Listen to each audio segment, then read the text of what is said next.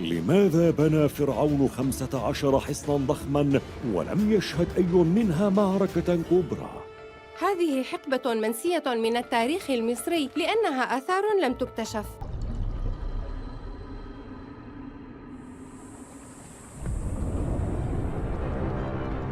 مصر القديمة، هنا دامت إحدى أعظم الحضارات على سطح الأرض نحو 3000 عام. طور شعبها لغة مكتوبة باستخدام الصور والرموز، وأيضاً كانوا بناة مهرة. كانت تمتد قبورهم ومعابدهم الخلابة على مساحة 1400 كيلومتر من وادي النيل. يكشف انحسار المياه خلف سد أسوان شيئاً مثيراً للانتباه. أحد أكبر الأبنية الحكومية بعد الأهرامات، سلسلة من 15 حصناً ضخماً.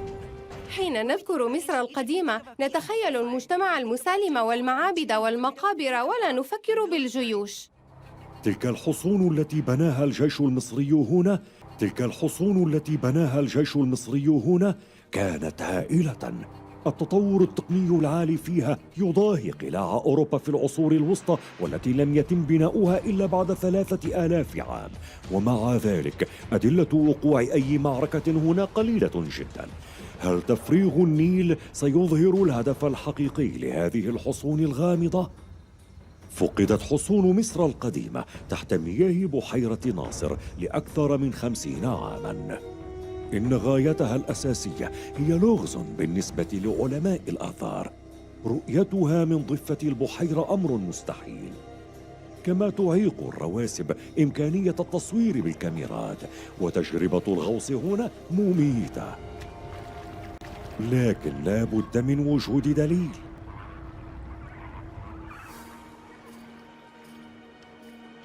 سافرت عالمة الآثار لوريل بيستوك إلى ذلك الموقع البعيد في أعماق السودان قرب الضفة الجنوبية لبحيرة ناصر.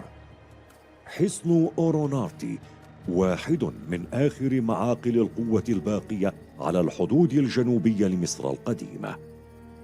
لوريل مبهورة بهذه الحصون المنسية، وهي تنقب عن أورونارتي منذ 6 سنوات.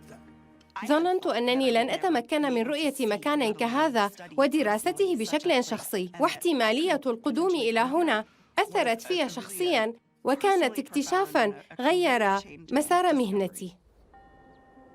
تبحث لوريل عن أدلة تساعدها في الكشف عن أسرار هذه الحصون القابعة تحت مياه بحيرة ناصر. بني حصن أورونارتي تحديداً حوالي عام 1850 قبل الميلاد خلال حقبة عرفت بالمملكة الوسطى. إنه يقع على بعد 320 كيلومتراً إلى الغرب من مصر القديمة في منطقة لم تنتسب لأحد. تمثل هذه حافة العالم المعروف بالنسبة للمصريين. تقع مصر فوق النيل، ذلك هو العالم المألوف لهم، الذي شعر المصريون أنه وطنهم وعرفوا كيف يعيشون فيه كحضارة ومكان طبيعي. بعيداً هناك تقع باقي قارة إفريقيا القديمة، وهو مكان تصوره المصريون على أنه مرعب جداً. إنه المكان الذي رأوا فيه البشر والطبيعة خطراً يهدد نظامهم. ما بعد مصر تقع أرض النوبة ومملكة الكوشيين، الذين غزا محاربوهم المخيفون مصر من الجنوب. لذلك كان على الفراعنة تأمين مقاطعتهم. يمكن إيجاد الأدلة على كيفية قيامهم بهذا في أورونارتي. حصن أورونارتي رادع قوي للأعداء الكوشيين، لكنه بالكاد يمثل جزءاً من القوة العسكرية التي ستطلقها مصر القديمة على أعدائها. تقبع معظم تلك المعدات الحربية الآن تحت مياه بحيرة ناصر، إحدى أكبر خزانات المياه في العالم. فقدت الحصون إلى الأبد عندما قامت مصر ببناء السد العالي في أسوان في ستينيات القرن الماضي بهدف إنتاج الطاقة الكهرومائية والتحكم بالري. هددت المياه المتزايدة بعض أعظم آثار مصر. لذلك بدأت إحدى أكبر عمليات إنقاذ الآثار في العالم بمشاركة 15 دولة وبما يزيد عن 72 مليون دولار. والآثار التي لا يمكن نقلها تم الكشف عليها وتسجيلها، بما في ذلك حصون مصر القديمة المفقودة. إحدى أكثر مجموعات التقارير الأثرية كمالاً عن تلك الفترة محفوظة في جمعية استكشاف مصر.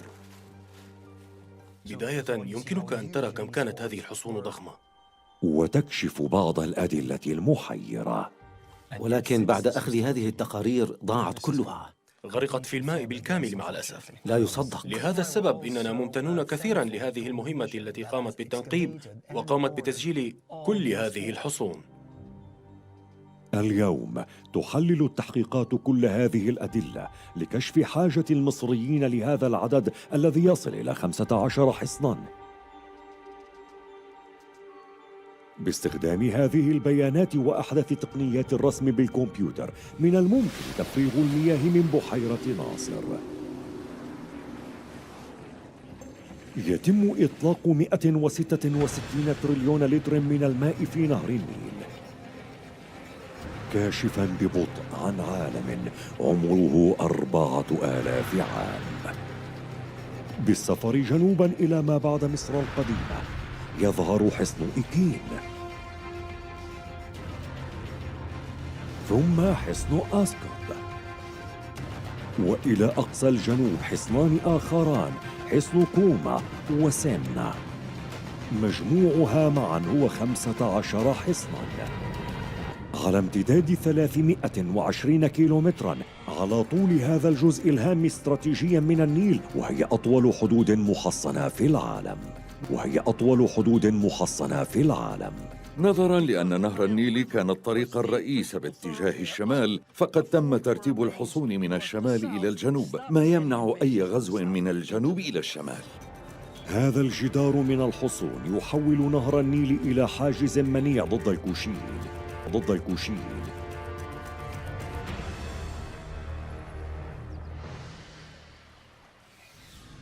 لكن لماذا احتاج المصريون القدماء إلى الهيمنة على مقاطعة تبعد كثيراً عن قلب دولتهم؟ جاء الدليل من نقش في أحد الحصون يكشف أن أغلب الحدود قد تم بناؤها لإرضاء الطموح العسكري لدى أحد الفراعنة. لقد بنيت حدودي في الجنوب أبعد مما بناه أجدادي. وكيف يتفاخر بسحقه لأعدائه الكوشيين؟ إنهم ليسوا أشخاصاً جديرين بالاحترام، إنهم صعاليك. لقد قبضت على نسائهم وذهبت إلى آبارهم وقتلت ماشيتهم، خربت محاصيل حبوبهم وأضرمت النار فيها. زعموا امتلاك هذه المقاطعة، فبنوا تلك الحصون وقالوا هذه مصر الآن. تمثل هذه الحصون نوعاً من تعزيز قوة الفرعون. لكن لماذا احتاجت مصر القديمة لهذا العدد من الحصون المبنية بهذا الحجم الهائل؟ هل يمكن أن تكون قد بنيت لحماية شيء أكثر قيمة من سلطة الفرعون؟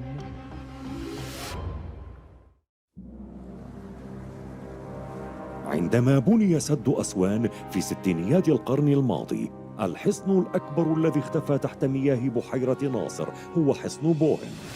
تختبئ داخله أدلة عن الأسرار العسكرية لمصر القديمة. يكشف تفريغ المياه من بحيرة ناصر آثاراً لحصن بوهن لم ترى منذ أكثر من 50 عاماً. بجمع البيانات الأثرية مع الرسوم الحاسوبية ثلاثية الأبعاد يتم إعادة تشييد حصن بوهن، كاشفاً عن العصب المركزي للحدود المصرية القديمة للمرة الأولى. حقاً إنه ضخم. المساحة التي يغطيها بوهن أكبر ب20 مرة من التي يغطيها أورونارتي. محيط جداره يعادل دائرة قطرها نحو 1.5 كيلومتر. تعلو جدرانها نحو 40 متراً على واجهة النيل. هذا هو حصن بوهن بكل مجده الأصيل، وكل شيء فيه قد صمم بهدف التهديد.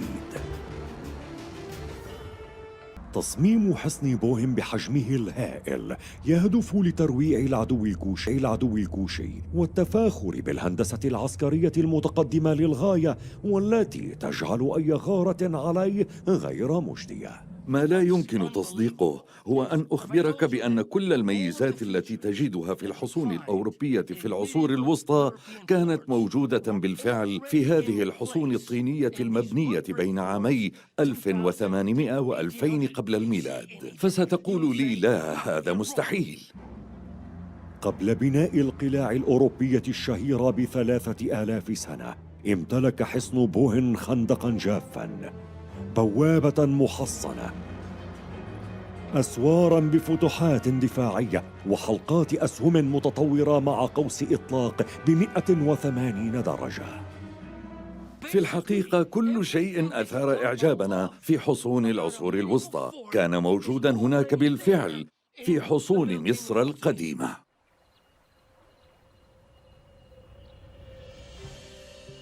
يبدو أن حجم بناء الحصن الهائل أظهر قوة مخيفة جدا، لدرجة أن التحقيقات الأثرية لم تظهر أي دليل على حدوث قتال.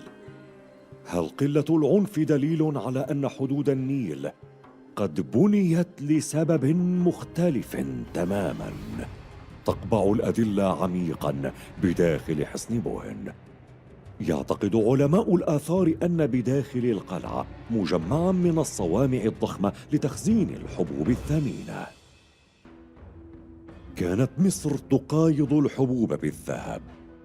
لم تكن الحصون للسيطرة على جيران مصر القديمة وحسب، بل كانت أيضاً لحراسة طرق التجارة من مناجم الذهب في النوبة. الذهب مهم جداً بالنسبة للمصريين، والنوبة هي المصدر الرئيس.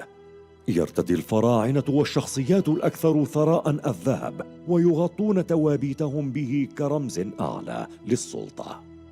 كان بناء القلاع محاولة لفرض الاحتكار التجاري على الذهب القادم من الجنوب، والتأكد أن هذا يحدث من خلال الدولة المصرية. لا أحد يعبر تلك المقاطعة الممتدة على 320 كيلومترا دون أن يكشف. شكلت الحصون الملأى بالجنود نظاماً فعالاً للمراقبة، وقد هدف إلى الإيقاع باللصوص والمهربين والغزاة، من خلال ضمان أن العمليات التجارية تتم كلها داخل الحصون، فكانت تحصل مصر على أفضل الصفقات لنفسها. هذه هي حصون نوكس العائدة لعالم مصر القديمة، حيث تحدث تجارة الذهب والتصدي للهجمات. بداخل كل حصن من أورونارتي وحصن بوهن هناك دلائل على حجم تلك العملية. كانت هذه الفسحة ثكنة للجنود، وهذا نمط نراه يتكرر في كل أنحاء الحصن. يحتوي بوهن على الكثير من الثكنات المشابهة، مقسمة إلى حجرات مشتركة كبيرة الحجم وحجرات أصغر. قال علماء الآثار إنها مخصصة للنوم. يمكن حساب عدد الناس الذين بإمكانهم النوم في الحصن في وقت واحد. بالنظر إلى المساحة الموجودة هنا، فإنها مساحة معقولة لجنود مستلقين إلى جانب بعضهم. المكان يستوعب 10 أشخاص بسهولة، وإن استلقيت هنا كالمصري القديم فإن الغرفة تتسع ل10 أشخاص بدون أي مشاكل. بناء على ذلك يقدر بأن أورونارتي يتسع ل400 جندي، ويتسع بوهن ل1400. أنت تنظر إلى منشأة متعددة الوظائف ومتعددة الأهداف، منشأة نابضة بالحياة، كانت كمدينة صغيرة مستقلة. كان نظام هذا الحصن بطاقته القصوى يتسع ل10,000 من الجنود والكتبة والمسؤولين. إن إدارة حدود بهذا القدر من التطور في أرض نائية كان يعد قمة الإنجاز العسكري لمصر القديمة. إنه إنجاز تنظيمي عالي المستوى مشابه لبناء الأهرامات العظيمة. يمكننا أن نرى كيف أن كل هذا العمران كان يتيح لهم القيام بكافة النشاطات في هذه المدينة الصاخبة على ضفة النيل هنا على حافة العالم. حمت حصون مصر القديمة حضارتها الفريدة من كل أنواع الغزو، ومكنتها من السيطرة على تجارة الذهب، جالبة المجد لفراعنتها لقرون قادمة.